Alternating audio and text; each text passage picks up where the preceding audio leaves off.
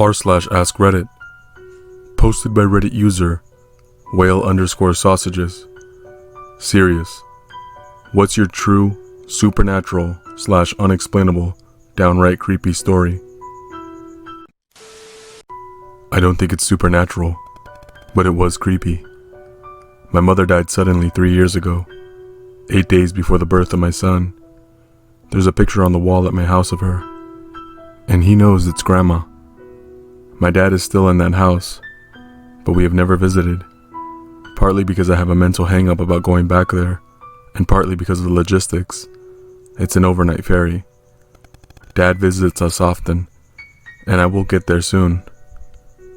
Anyway, my son has never seen the house, and I've never shown him photos of it.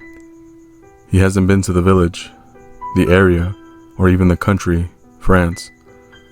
I was showing him Google Maps last week, and the thing you do with your phone or tablet where, if you move the device, the field of view moves with you.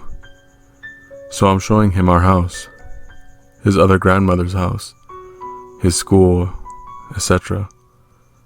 And he gets it and has a play.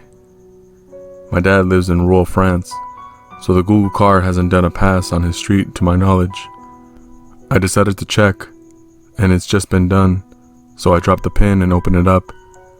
The view opens with the house over the street, so I start to move it, and my boy shouts, "Grandma's house." A bit taken back, I ask, "How do you know that?" Because it was. A bit eerie, so I ask him to point out to the window and say which one is the kitchen, and he puts his finger on it straight away. Which room does Daddy sleep in? Again, the finger straight away. Which one is Grandma's? He points to it and says, "It was that one." Loads of rational explanations, but it creeped me out. My family moved to the standard upscale suburban home after roughing it for a couple of years to save up. We also got a deal on the home because it was a model home before it was ours. Like had all the fake furniture to show off the neighborhood homes. Anyways, it had this loft area with 2 stairwells that go up to it, one in the front and one in the back. You could pretty much hear everything from this loft since it was so open. One day, my 2 best friends, a guy and a girl, are hanging out in the loft. We were in high school, and they were horny and always all over each other, whether I was in the room or not. We were watching TV, and I get up to take a piss. When I left, they were all up on each other. When I came back, they were on different ends of the couch. I thought they had just gotten into a fight, so I asked what was up. "Your little sister is home," the dude said. My face turned sheet white. "What's wrong?" the girl asked. I asked them what made them think that. They said they heard her. I sort of start freaking out at this point. "No one's here," I say. We check the house and I'm right. Well, it turns out that before it was a model home, a family lived there, and a little girl had been playing in the loft, but had climbed out onto the railing and fell to her death below. My 2 best friends swear, to this day, that they heard what they thought was my little sister laugh and run up the stairs, hitting her hands on each step like she was running up on all 4s. I never had any encounters, other than the fact that right next to where she landed was the house's central intercom. We had an intercom system in every room that you could play music through or talk to each other. Every so often at night at the same time, you'd wake up to the intercom button being pressed, and just the blank sound of static, always like someone was holding down that button, but no one was speaking. My room was on the 3rd floor, and I'd have to walk down to the bottom of the main unit and turn it off there. I always thought I'd see her. Creepy depends on your perspective about it, but lost time. My brother was helping me across the country. We borrowed a van and loaded everything up for the last trip.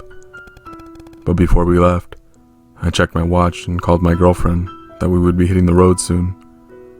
My brother checked the kitchen clock, but only told me later that he did. We set out, but couldn't do more than 80 kilometers an hour because of the load. When we took the off-ramp of my new city, my brother told me he couldn't remember the trip. When I thought about it, neither could I. We both thought we were tired and thought nothing of it. However, when we arrived at my new house, my girlfriend asked if I broke the speed limit because we were there almost an hour early.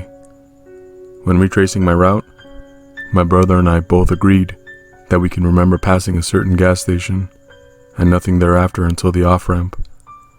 To this day, we have no clue what happened during that hour we're missing, or how we could have traveled that fast, not with any car or van at least.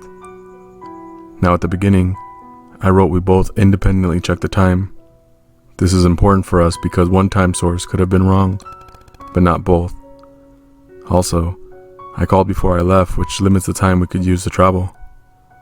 Since then, we've never experienced any weirdness like it, or otherwise. I don't have any weird memories or dreams, no pieces of metal lodged under my skin, etc. Just an hour lost. I'm 42 today. I'm black. And I can't explain this piece of misinformation that I understand, that nobody around me seems to understand. It was 1992. I was in a history class. The subject of Martin Luther King came up. And oddly, the truth that everybody here on this planet seems to understand is that Martin Luther King was assassinated in 1968. The only thing with that is, I remember a completely different history. Being from Atlanta, where Dr. King is also from, and being of African American descent, Dr. King's messages, his life, everything about him is ingrained in me. From what I can remember, Dr. King beat out Jimmy Carter for the office of governor in Georgia in 1971. Dr. King was then murdered 2 years into his term. The riots that it caused in the South were so destructive, National Guards had to be sent in. I was sitting there in a classroom, watching a teacher feed me a lie about how he died April 4th, 1968. I couldn't believe it. I was deeply hurt and upset that he would joke around by someone who I considered an idol. When I challenged his information and gave him my side of the story, he simply laughed and instructed me to sit down and stop acting out. At this notion, I was furious. My feelings weren't being vindicated. He was belittling me like I didn't understand what I was talking about. I refused to cooperate, feeling that I was justified, until the principal had to come in and come get me out of that classroom. Fuming, I walked to the principal's office and sat down with him. He asked me questions I didn't answer. He was very upset with me. I didn't care. They had to call my mother in from work. Being a single mother, taking a day off work was taking too big of a pay cut, and I knew I'd be in trouble. But when she got there, I was hoping that somebody could inform these people how wrong they were.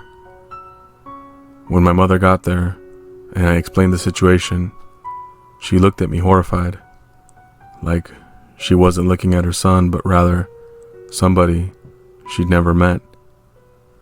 She looked deep into my eyes and said, "Baby, Dr. King did die in 1968. I know. I was there." When she said that, it shattered my whole reality. I began to cry and just ask why. Why were people lying to me? Why wasn't anybody taking me seriously? Why? It took a lot of years of therapy for me to accept what the reality is on this planet. I wonder if I was just misinformed, or maybe I don't belong here. Maybe I'm from somewhere where Dr. King got to stay a little longer on this earth. He got to spread more influence. But as of now, I'm a man, lost in this world, lost in the idea of what I thought was real, what I'm willing to believe is real now. I truly feel lost.